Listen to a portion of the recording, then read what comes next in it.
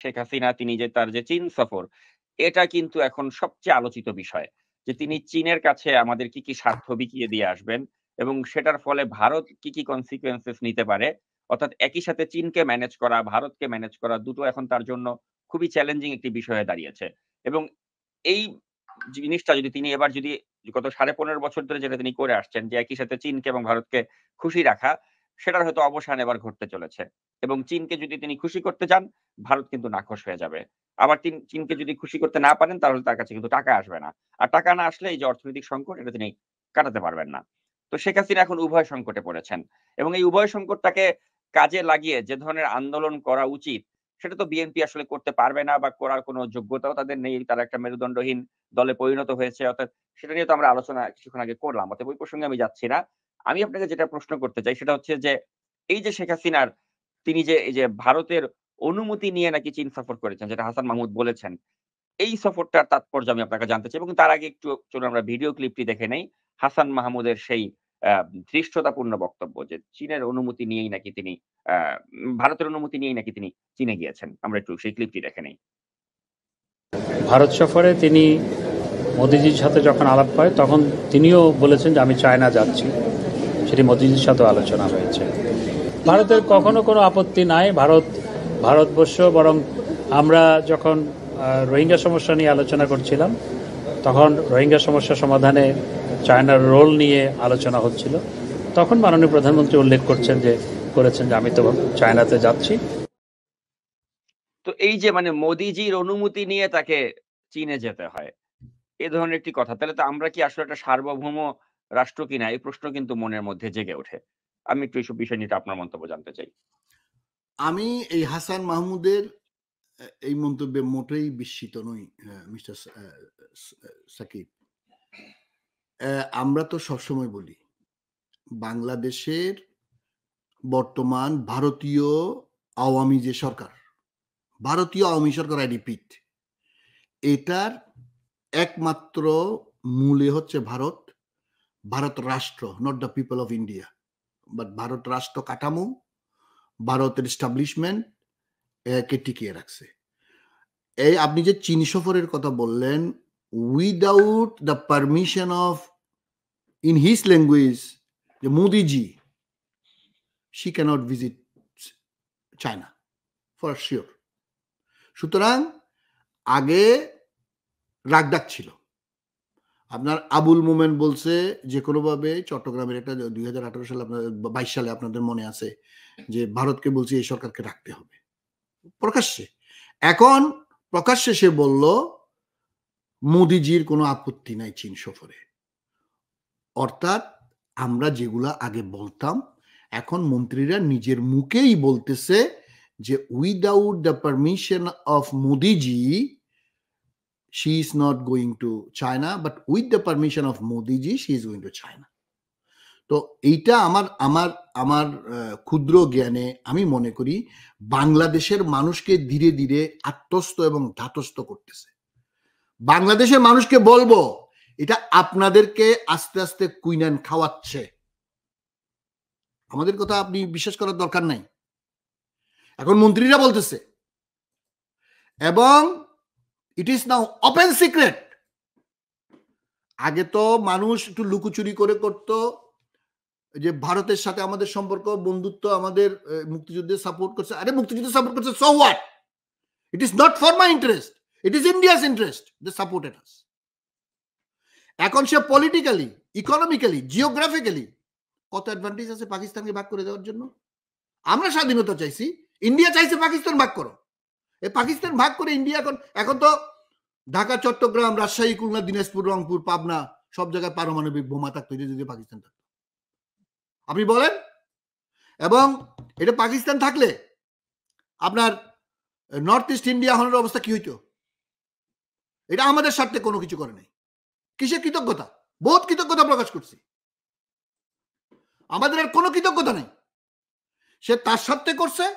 আমি পাকিস্তানি হানাদাররা আমাদের শোষণ করছে, আমরা তাদের বিরুদ্ধে আমাদের দেশ স্বাধীন করছি। এটা হচ্ছে গিভ এন্ড টেক, ম্যাটার দেয়ার। আপনি স্বাধীনতা হয়েছে এখন 54 বছর পড়ছে, 53 বছর পার হইয়া। আপনি এখনো পর্যন্ত কিসে কৃতজ্ঞতা প্রকাশ করতেছেন? আপনি সোভিয়েত ইউনিয়ন আর আমেরিকা একসাথে অক্ষশক্তির বিরুদ্ধে মিত্রশক্তির যুদ্ধ করছে না আপনার হিটলারের বিরুদ্ধে? এর পরের দিন থেকে রাশিয়া আমেরিকা কি এক ছিল? এখন তাদের চিরজন্মের শত্রু না? এটা তো আমার স্বার্থ, তার স্বার্থ সে দেখবে, আমার স্বার্থ আমি দেখব। ভারত আমার এখন শত্রু, আমার নাম্বার 1 শত্রু। সে আমার পানি দেয় না, সে আমার বর্ডারে মানুষ মারে, সে আমার বাণিজ্য করার জন্য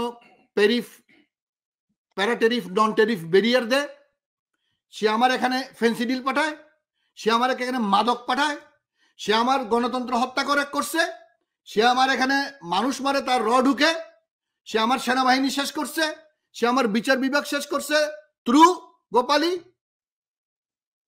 আমি চীন সম্পর্কে আপনার আসতেছি, চীনের সাথে আমার মনে হয় না খুব বেশি হবে। শুনতেছি 20 বা 22 MOU করবে, মেমোরেন্ডাম অফ আন্ডারস্ট্যান্ডিং, অর্থাৎ সমঝোতা স্মারক যেটাকে আমরা বাংলায় বলি, সেটা ভবিষ্যতে চুক্তি হবে। তার মধ্যে প্রধান 2টা আমি যদ্দূর জানতে পারলাম, একটা হচ্ছে তিস্তা, আরটা হচ্ছে মংলা বন্দর।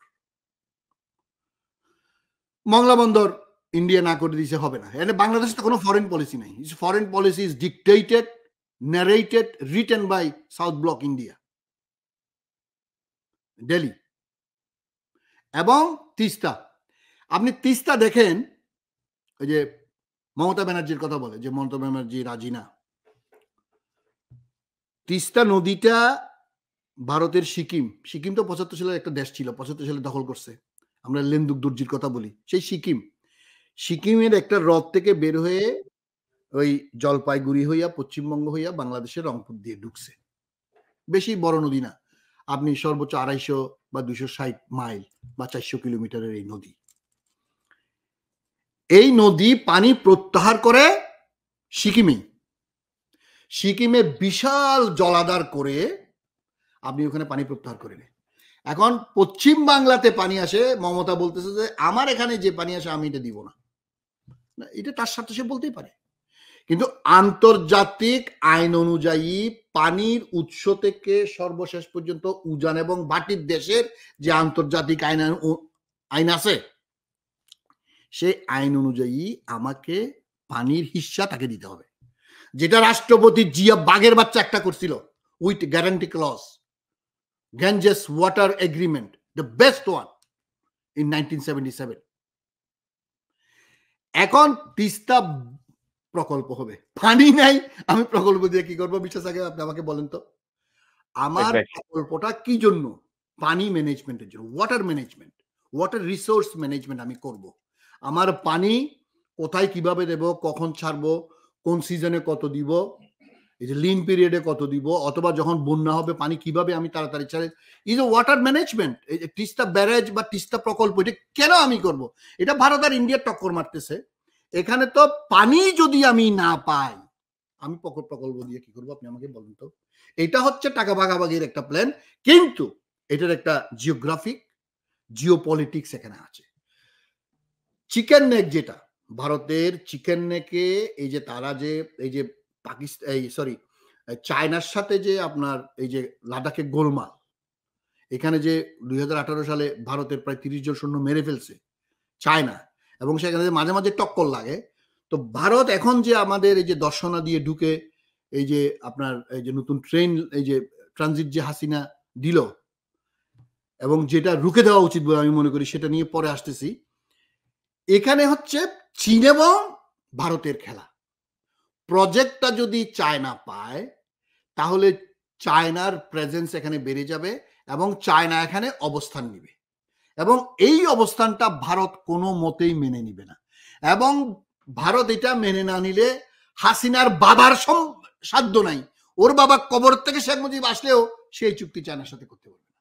অনেকে বলে চায়না পলিটিক্স করে না, চায়না পয়সা দিতে চায়, বাণিজ্য করে, আর বাংলাদেশের রাজনীতি দেখে ভারত। এটা অনেকাংশে একদম উড়িয়ে দেওয়ার মতো না, বাট মানে ইন্দো প্যাসিফিক স্ট্র্যাটেজি, যেটা IPS, এখানে চীন এখন পলিটিক্সে ঢুকে গেছে। কারণ চায়না কন্টেইনমেন্টের জন্য যে কৌশলগত চায়নার অবস্থান। সে এখানে আমার কৃষকরা পানিও পাবে না, বাংলাদেশে কোনো লাভ হবে কি ক্ষতি হবে ডাজেন্ট ম্যাটার, কমিশন পাবে গোপালী, তার গুন্ডা পান্ডারা, ভারত। এখন ভারত চায়না মিলে এইটা নিয়ে প্রজেক্ট নিয়ে টানাটানি করতেছে, কিন্তু পানি তো নাই, আমি প্রজেক্ট দিয়ে করবোটা কি? সুতরাং চীনে যদ্দূর আমরা জানছি 5 থেকে 7 বিলিয়ন ডলার সে লোন চাচ্ছে। হয়তো চায়না দিলে দিতে পারে, কারণ চায়নার জন্য এটা কোনো ব্যাপার না, কারণ চায়নার সাথে তো মানে একজন সাংবাদিক খুব সুন্দর করে লিখছে, স্বামী হইল ভারত মোদি, আর শি জিনপিং হইল সাথে পরকিয়া করে হাসিনা। তো এই পরকিয়া, এই পরকিয়ার যে বিষয়টা আপনি যেটা বলছেন, এটা নিয়েও কিন্তু এখন নানা কানাঘুষা চলছে যে তিনি এই পরকিয়াটা এখন কোন পর্যায়ে আছে, যে তিনি চীন সফরটা তিনি সংক্ষিপ্ত করে তিনি কিন্তু দ্রুত তড়িঘড়ি করে দেশে ফেরত আসছেন। তো এটা কেন আসছেন এটা নিয়েও কিন্তু জল্পনা কল্পনা দেখা দিয়েছে। আপনি নিশ্চয়ই সংবাদটি দেখেছেন যে তিনি সংক্ষিপ্ত করেছেন সফরটা। তো এটা নিয়েও কিন্তু নানা গুঞ্জন চারপাশে। আপনার কাছে কি মনে হয় এটা কেন? এটা দুইটা হতে পারে, কারণ তার সাথে শি জিনপিংয়ের দেখা হবে কিন্তু বুধবারেই, মানে কালকেই।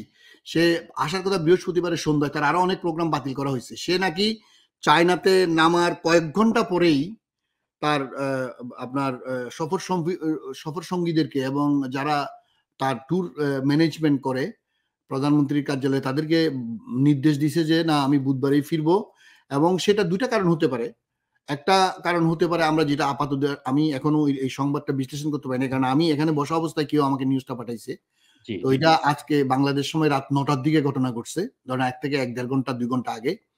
তো আমার মনে হয় প্রথমত কোটা হতে পারে, কোটার মানে ব্যাপারটা হইতে পারে।